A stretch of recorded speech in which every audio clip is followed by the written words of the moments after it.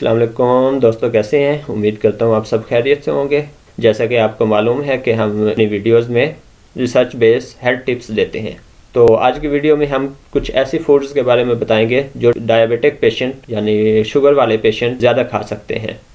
हमने अपनी पिछली वीडियो में बताया था कि कुछ ऐसी फूड्स होती हैं जो शुगर का लेवल फ़ौरन बढ़ा देती हैं, उनको कम खाना चाहिए या नहीं खाना चाहिए। आज हम इस वीडियो में आपको ऐसी फूड बताएंगे जो शुगर के लेवल को इतना ज़्यादा नहीं बढ़ाती और वो शुगर के लेवल को कंट्रोल करती हैं। आपको ये समझना होगा कि excess of everything is bad, यानी कि हर चीज़ की ज़्यादती नुकसानदेह होती है। ये नहीं कि ये फूड आपको शुगर को बिल्कुल नहीं बढ़ाएंगी लेकिन कम बढ़ाएंगी। इसलिए अपने जिस्म के रिक्वायरमेंट के हिसाब से फूड का एडजस्टमेंट करें।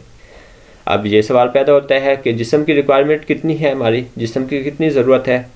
तो हम जिस्म की नॉर्मल रिक्वायरमेंट, नॉर्मल ज़रूरत आपको बता देते हैं कि एक नॉर्मल इंसान को एक दिन के लिए कार्बोहाइड्रेट्स 25 ग्राम चाहिए, प्रोटीन 200 ग्राम चाहिए, फ़ैट 100 से 130 ग्राम चाहिए।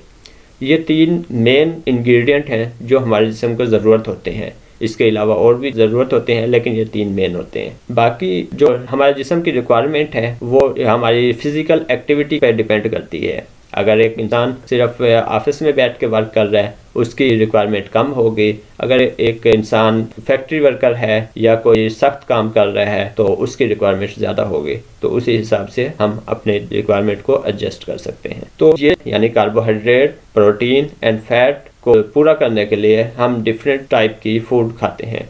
कोशिश करें ये ज़रूरत पूरी करने के लिए ऑर्गेनिक फूड का इस्तेमाल करें, यानी कार्बोहाइड्रेट सब्जियों से या फलों से लें, प्रोटीन डिफरेंट टाइप के मीट से ले सकते हैं, नट्स से ले सकते हैं, उसके बाद फैट्स देसी घी से ले सकते हैं, oil coconut oil, olive oil से ले सकते हैं।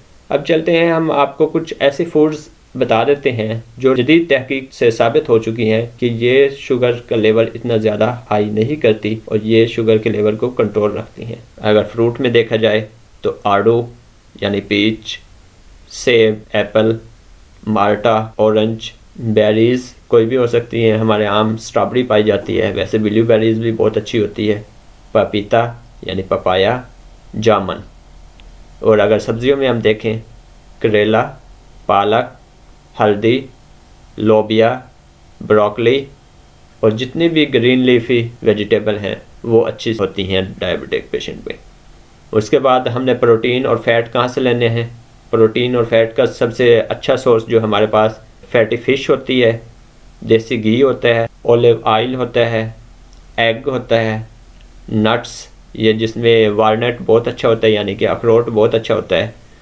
उसके बाद मीट कोशिश करें देसी इस्तेमाल करें, जैसे देसी मुर्गी हो गई। अच्छा, ये जो फूड वेजिटेबल या फ्रूट्स मैंने बताए हैं तो इनको हम एज ए होल खा सकते हैं, ना कि इनका जूस बना के। इनका जूस बनाएंगे तो इनमें से फाइबर्स हम ख़त्म कर देंगे जो डायबिटिक पेशेंट के लिए ज़्यादा नुकसानदेह साबित हो सकता है, क्योंकि उसमें फाइबर्स की कमी होती है। उम्मीद करता हूँ मैंने आपको इस वीडियो में ऐसी फूड के बारे में बताया है जो एक डायबिटिक पेशेंट के लिए बहुत फ़ायदेमंद हो सकती है। अगर फिर भी आपका कोई क्वेश्चन हो तो आप कमेंट में पूछ सकते हैं, इंशाल्लाह हम जवाब देते रहेंगे। अल्लाह हाफिज़, मिलते हैं नेक्स्ट वीडियो में। अल्लाह आपको खुश रखे।